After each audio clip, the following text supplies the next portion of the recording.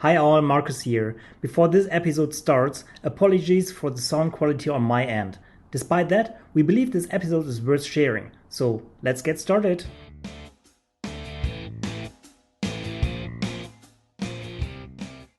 Welcome to Jade Mon Talk, your sonic gateway to the Chinese digital realm. We don't just talk, we traverse the Great Wall of China's digital frontier, guided by SEO maestro Marcus Pensek and our CEO Kund Tang, the compass in this digital maze. Ready for a dive into China's digital secrets? Let's unpack today's topic. Hello to our listeners out there. Welcome back to another episode of the Jade Mon Talk podcast. I'm Marcus, and joining me as always is Kun. You know, Kun, even after all these years of studying, the intricacies of the Chinese language never cease to amaze me. Hi there, Marcus. It's truly a language with many layers. I can only imagine how it feels to unravel them, especially when you started more than a decade ago. Exactly. And today we're taking a deeper dive, not just into the language itself, but its relevance in the online marketing landscape. We'll explore how Chinese varies across different regions like mainland China, Taiwan, Hong Kong, and Singapore. And for the SEO enthusiasts listening, this topic is especially crucial. You're right, Marcus. It's not only about understanding the language, but also the cultural and local nuances of each region. There's a rich tapestry of variations and subtleties that anyone aiming to target these regions should be aware of. I couldn't agree more. So let's embark on this journey. Get ready to dive into the vast ocean of the Chinese languages and their nuances in the world of SEO. Now, diving right into the topic, when we mention Chinese, many people might think it's just one language, one script, but actually it's more layered than that. Marcus, you've studied Chinese for years. What was your first encounter with the different Chinese writing systems? Well, early in my studies, I learned about the key distinction between simplified and traditional Chinese characters. Simplified characters are mainly used in mainland China and Singapore. On the other hand, traditional Chinese characters are used in Taiwan, Hong Kong, and among overseas Chinese communities.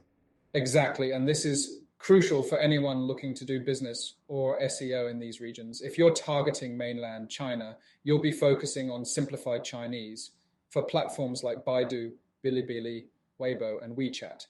But if you're looking at Taiwan or Hong Kong and are optimizing for Google, then traditional Chinese is what you need. That's an important point. While spoken languages like Mandarin and Cantonese are distinct, written Chinese between mainland China and Hong Kong can be quite similar, except for the crucial difference between simplified and traditional Chinese characters, which impacts SEO dramatically. You got it. Using the wrong set of characters could not only make your content less discoverable, but could also alienate the very audience you're trying to reach. So imagine you're a brand trying to make it in Hong Kong. Using simplified Chinese could be a mistake both culturally and SEO-wise. And I suppose it's not just about the characters, but also regional expressions and terminology. For instance, you once told me about how even a single word like air conditioner can be different in various Chinese-speaking regions. It is called Kungtiao in Mandarin in simplified Chinese, represented by 2 Chinese characters in mainland China, while in Hong Kong people call it Langhai in Cantonese written in traditional Chinese. It's 3 characters. I probably pronounced it the completely wrong way. Absolutely. In Mandarin, it's called Kongtiao, but in Hong Kong, they use Langhai. And this goes beyond just SEO. It extends into advertising, content marketing, and social media. Even if 2 regions both use traditional or simplified Chinese, the words they use and the cultural context behind them can differ. So the takeaway for our listeners is Chinese isn't a one-size-fits-all language. From simplified to traditional Chinese characters and regional dialects, each aspect holds its own significance, especially when it comes to digital marketing strategies in different Chinese-speaking regions. Spot on. SEO practices also hinge on this. Say, if you're a business targeting both mainland China and Taiwan, you need different strategies. While Baidu in mainland China prefers simplified Chinese, Google in Taiwan leans towards traditional Chinese. Using the incorrect form can lower your page rank or even render your page invisible. And the challenge doesn't stop at just simplified or traditional. Online translation tools while great at differentiating between the two, often overlook the regional terminologies and phrasings. A direct translation might not capture the local essence or context. Exactly. A laptop in mainland might be a different term in Hong Kong or Taiwan. So for businesses, localizing not just the script, but also the keyword is paramount. I can imagine, even with translation tools and supposedly fluent translators, there is so much that can be lost in translation. Exactly. Let's take a brand slogan, for example. Many international brands love using catchy phrases in English, but translating these slogans directly into Chinese, disaster. A classic example was Pepsi's Come Alive with the Pepsi Generation. When translated for the Chinese market, it infamously became Pepsi brings your ancestors back from the dead. That's a nightmare. I guess it's a mix of both language and cultural differences.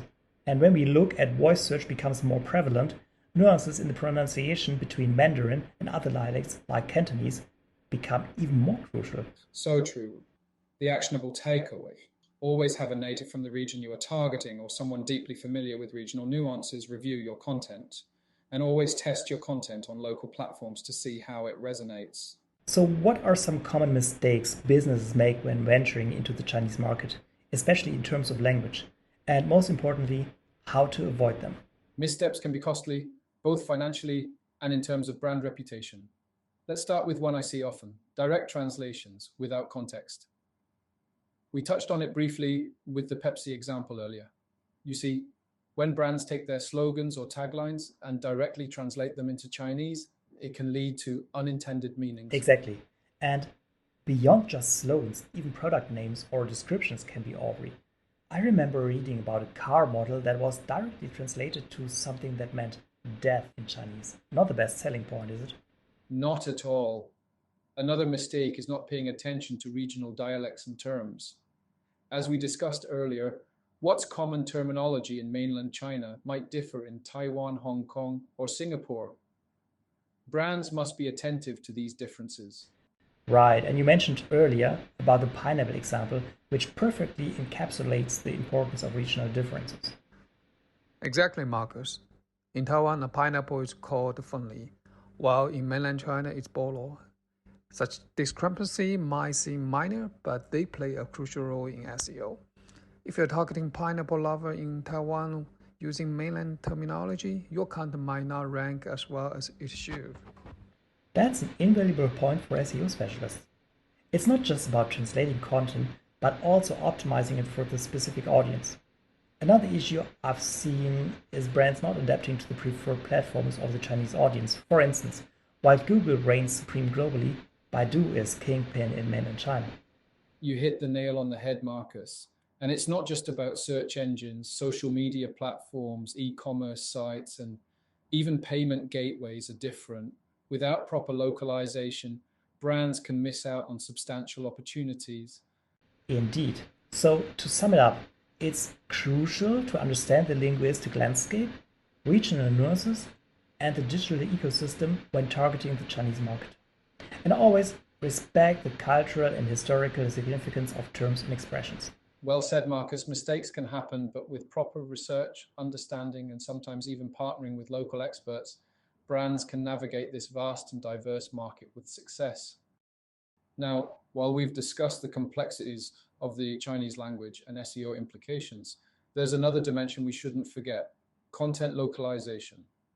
It's not just about translating words, it's about understanding the culture, the sentiment, the habits of the people from different regions. Exactly. Just translating the content won't do. It's about resonating with the local audience, invoking emotions, and ensuring the message aligns with their cultural values. For instance, imagine if we just directly translated a Western holiday sale into Chinese. Without the right context, without mentioning why this holiday is celebrated, it might not resonate with the local audience. And in the world of SEO, if users find your content irrelevant or out of context, they bounce back to the SERP, affecting your site's credibility and ranking. Content localization also extends to visuals. Think about it. Colors, symbols, images, they all carry different connotations in different cultures. Absolutely. A color that might be considered lucky or prosperous in one culture might not have the same meaning in another, and this becomes critical especially in advertising and branding.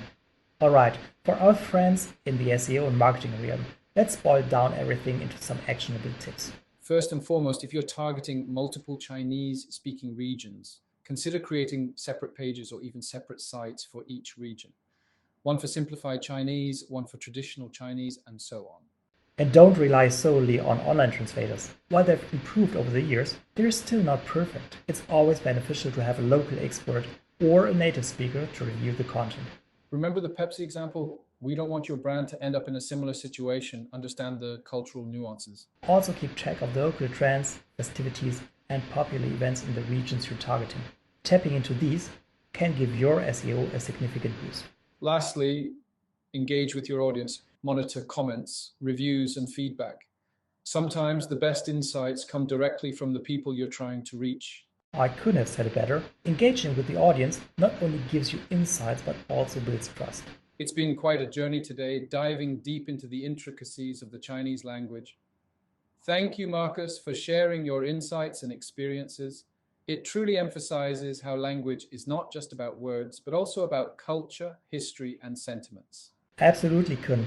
And while we've discussed a lot, there's always more to explore in the world of online marketing in China. It's a vast and evolving landscape. For our listeners, we hope this episode gives you a clearer understanding and helps in your marketing efforts. Remember, it's not just about translation, but understanding and resonating with your target audience. Thank you for joining us today on the Jademon Talk podcast. Stay tuned for our next episode, where we'll dive deeper into the fascinating aspects of online marketing in China. 再见 and auf Wiedersehen. And that wraps up another enlightening episode of Jademon Talk. Thanks for joining us on this digital journey. If you're looking to set your compass towards China's digital horizon, remember, Marcus, Kund, and all of us here at Jademon Digital have got your back. Until next time, stay curious and keep exploring.